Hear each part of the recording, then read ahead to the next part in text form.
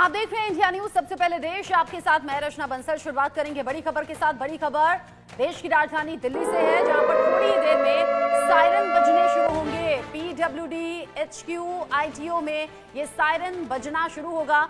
Delhi police की लोगों से सीधे तौर पर अपील की जा रही है, सिर्फ टेस्टिंग के लिए ये सायरन बज रहे हैं, तो पैनिक ना क्रिएट करें, घबराने की बिल्कुल जरूरत नहीं है। दिल्ली पुलिस की तरफ से ये साफ निर्देश दिए गए हैं कि ये जो अभी सायरन बज रहे हैं ये सिर्फ मॉक ड्रिल है, सिर्फ प्रैक्टिस के लिए है कि अगर ऐसी कोई सिचुएशन होती है तो आपको क्या करना है और सायरन बजने के बाद क्या डूज डोंट लोगों को फॉलो करने चाहिए। ऐसे में लोगों से ये भी कह दिया गया है कि सायरन की आवाज सुनने के बाद परेशान ना हो, पैनिक ना हो, घबराने की कोई जरूरत नहीं है। दिल्ली में ये प्रैक्टिस की जा रही है। इससे पहले देश के अलग अलग जिलों में ये प्रैक्टिस की गई है। पीडब्ल्यूडी, एचक्यू और आईटीओ में सायरन बजेगा। 3 बजे का वक्त बताया जा रहा है और 3 बजे से ये टेस्टिंग के लिए सायरन बजाने की खबर है। यानी दिल्ली में भी अलग अलग जगहों पर इससे पहले मॉक ड्रिल की गई है। ये बताया गया है कि युद्ध की सिचुएशन में अगर हमला होता है तो आपको क्या करना है, क्या डूज डोंट होंगे। बीती रात हमने देखा देश के अलग अलग हिस्सों में, खासतौर से बॉर्डर एरियाज में कैसे ब्लैकआउट रखा गया था और ये सब कुछ सावधानी के तौर पर हो रहा है ताकि अगर दुश्मन की तरफ से किसी भी तरीके से अटैक होता है तो ब्लैकआउट उसमें एक सपोर्ट के तौर पर सामने आए, किसी भी तरह से जो लाइट्स हैं वो ऑन ना रहें। ये रात के वक्त के लिए कहा गया था, लेकिन दिन के वक्त में क्या कुछ करना है, कैसे सायरन बजे तो आपको रिएक्ट करना है, कैसे पैनिक नहीं करना है, घबराने की इसमें जरूरत नहीं होनी चाहिए, अपना और अपने आसपास के लोगों का कैसे ख्याल रखना है, इन सभी बातों पर अब दिल्ली पुलिस ध्यान भी रख रही है और साथ ही साथ ये प्रैक्टिस की भी जा रही है। दिल्ली से खबर, जहां पर दोपहर 3 बजे का वक्त दिया गया। दोपहर 3 बजे से सायरन बजने शुरू हो रहे हैं। पीडब्ल्यूडी हेडक्वार्टर और आईटीओ में ये सायरन बजेंगे, जहां पर सायरन के साथ ही लोगों से कहा जा रहा है कि सायरन अगर बजने हैं तो आपको उसमें डरना या घबराना नहीं है। ये एक मॉक ड्रिल है, ये एक प्रैक्टिस है जो लोगों को बताई जाएगी, करवाई जाएगी कि अगर रियल टाइम में ऐसा होता है तो क्या करना चाहिए। 7 मई तो वो दिन था जब देश के अलग अलग हिस्सों में करीब 295 जिलों में मॉक ड्रिल की गई। लोगों को ये समझाया गया कि क्या करना है। रात के वक्त में अगर इस तरीके से कोई भी हमले की आशंका है तो क्या करना है। बीती रात बॉर्डर से सटे हुए, चाहे वो राजस्थान हो, पंजाब हो, जम्मू कश्मीर हो, अलग अलग हिस्सों में कंप्लीट ब्लैकआउट किया गया। रात 9 बजे से लेकर सुबह 5 बजे तक लोगों से कहा गया कि बत्तियां बुझाकर रखिए। साथ ही साथ जो खबरें निकलकर सामने आ रही हैं वो बता रही हैं कि युद्ध की सिचुएशन में जहां पर सेना मुस्तैदी के साथ पूरी तरह से तैयार है, वहां आम लोगों को भी सजग रहने की जरूरत है। इंडिया न्यूज संवाददाता मनोहर केसरी इस खबर को लेकर ज्यादा अपडेट के साथ जुड़ गए हैं मेरे साथ। मनोहर, दोपहर 3 बजे का वक्त दिया गया था, सायरन बजेंगे, लोगों को बताया जाएगा कि क्या करना है, क्या नहीं करना और पैनिक नहीं होना है। अभी आप कहां पर हैं और क्या सिचुएशन है? देखिए, बिल्कुल मैं अभी रायसीना रोड पर हूँ और आईटीओ की जो पीडब्ल्यूडी बिल्डिंग है वहां पर ये सायरन इंस्टॉल किया गया है और सेंट्रल डीएम की ओर से ऑर्डर आया था कि लोग पैनिक न हो। एक सायरन जो एयर रेड सायरन है वो बजाया जाएगा, उसकी जांच की जाएगी, टेस्टिंग की जाएगी, लोगों को इत्तला किया जाएगा कि आप पूरी तरह से अलर्ट मोड पे हो। लेकिन उन्होंने ये भी बात कहा है कि इसमें पैनिक होने की जरूरत नहीं है, आपाधापी ना करें, भागा भागी ना करें, शांत रहें।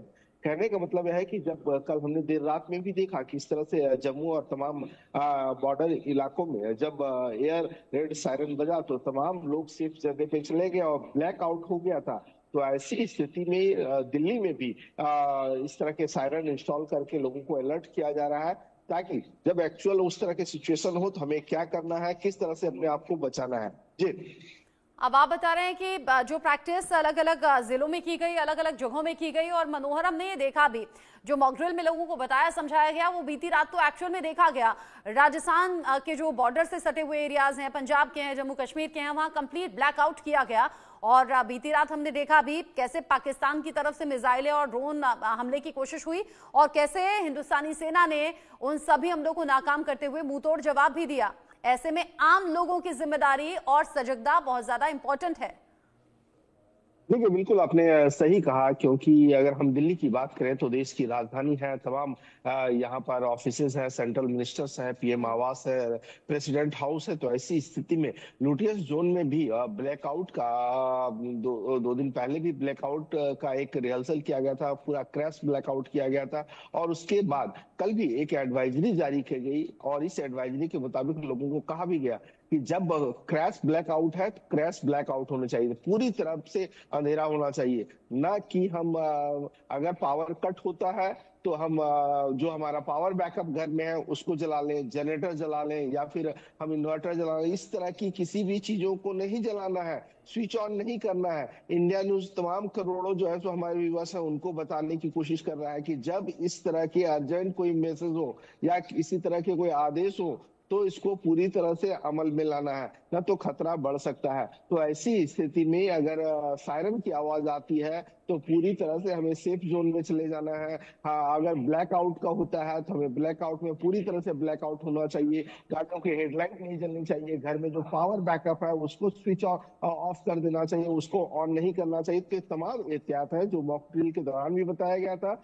और जब इस तरह की एडवाइजरी जारी की गई है आज, जैसा कि दिल्ली में 3 बजे सायरन बजाया गया और 15 से 20 मिनट ये सायरन लगातार बजता रहा। ये हालांकि अगर हम आईटीओ की बात करें तो 4 किलोमीटर का रेंज की दूरी में सायरन की आवाज जो इंस्टॉल की गई है वो जा रही है। और लोगों को बताया भी जा रहा है कि आप जो है तो पैनिक ना हो, ये आपकी सुरक्षा के लिए है। और जब ऐसी जो है सो एक्चुअल सिचुएशन आएगा तो आप क्या करेंगे, किस तरह से अपने आप को बचा सकेंगे। जी।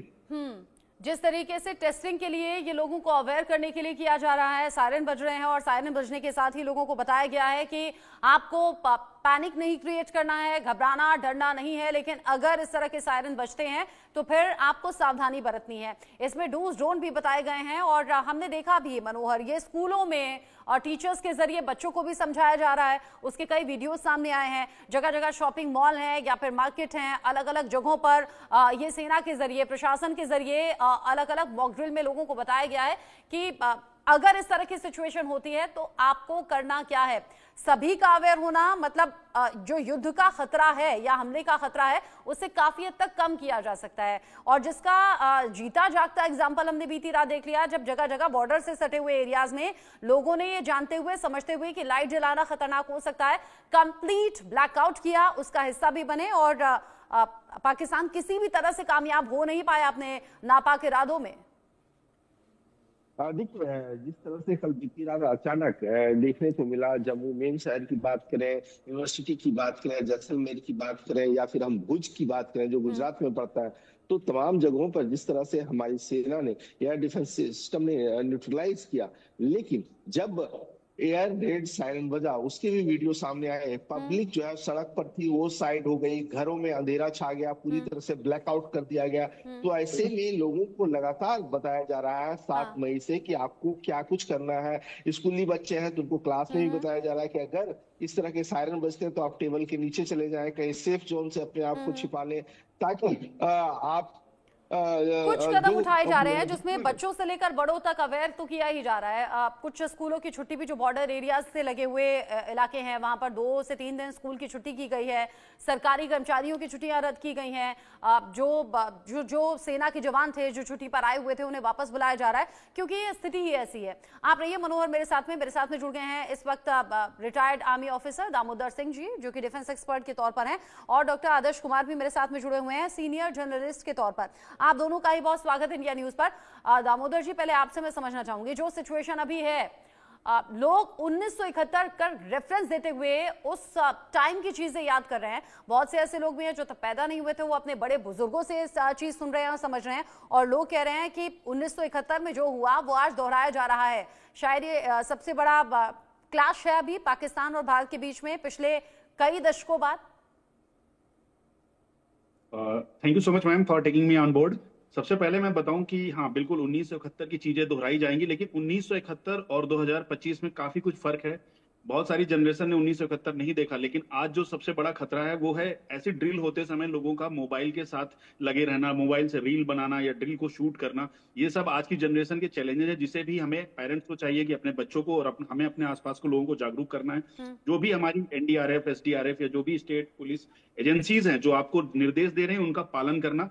और सबसे पहले आपको भी अपने घर पे या अपने आसपास की चीजों पे किसी ना किसी जगह पर एक अपना अल्टरनेट ठिकाना ढूंढ के रखना। वो आपकी पार्किंग हो सकती है, वो कोई भी नजदीक ऐसी जगह जहां आपके ऊपर सीधे कोई भी एयर रेड का असर ना हो। ऐसी कई सारी चीजों को आपकी अपनी जिम्मेदारी बनती है। सरकार आपके साथ है, सरकार की एजेंसियां लगातार आपको अवेयर कर रही हैं, लगातार मॉक ड्रिल कराई जा रही है इन्हीं सब चीजों से बचने के लिए। ऐसे समय पे 1971 के समय में हमारे पास सूचना प्रसारण के माध्यम नहीं थे, माइक लगा करके और सायरन बजा करके किया जाता था। आज हमारी एजेंसी मोबाइल का भी इस्तेमाल कर रही है, मोबाइल पे भी आपके अलर्ट आएगा। पर अलर्ट पढ़ने के अलावा मोबाइल पर आप जाके वीडियो रील बनाना या फोटोग्राफी करना, ऐसी ड्रिल की, या बाहर निकल के देखना कि क्या है, कौन सा ऑब्जेक्टिव है, कौन सा प्रोजेक्टाइल है या कौन सा फाइटर प्लेन आया, ये रिकॉर्ड करना आपके लिए खतरे की घंटी हो सकता है। मैं इंडिया न्यूज के जितने भी दर्शक हैं उन सबसे अनुरोध करूंगा पूरे देश से कि अगर ऐसा कुछ भी होता है तो कृपा करके अपने मोबाइल को पॉकेट में रखिए और जो निर्देश मिले उनका पालन करिए। अच्छा, साथ ही साथ खबर, धर्मशाला में जो मैच चल रहा था आईपीएल का, वो रोक दिया गया था। फिर ये था कि फैसला किया जाएगा क्या कुछ करना है। आईपीएल एक हफ्ते के लिए टल गया है। नया शेड्यूल जो है वो 7 दिन बाद जारी होगा और जो विदेशी खिलाड़ी हैं उन्हें अपने देश लौटने के लिए कहा गया है। ये आईपीएल से जुड़ा हुआ अपडेट था। जिस तरीके से अभी तक के अपडेट्स मिल रहे हैं और जो जानकारी है वो लगातार हम अपने दर्शकों को दे रहे हैं। इस बीच एक बड़ा अपडेट भी है, डीडीसीए को धमकी भरा मेल मिला है, स्टेडियम को बम से उड़ाने की धमकी मिली है। ये तो बहुत बड़ा अपडेट है। हालांकि इस तरह की जो धमकियां हैं वो सामने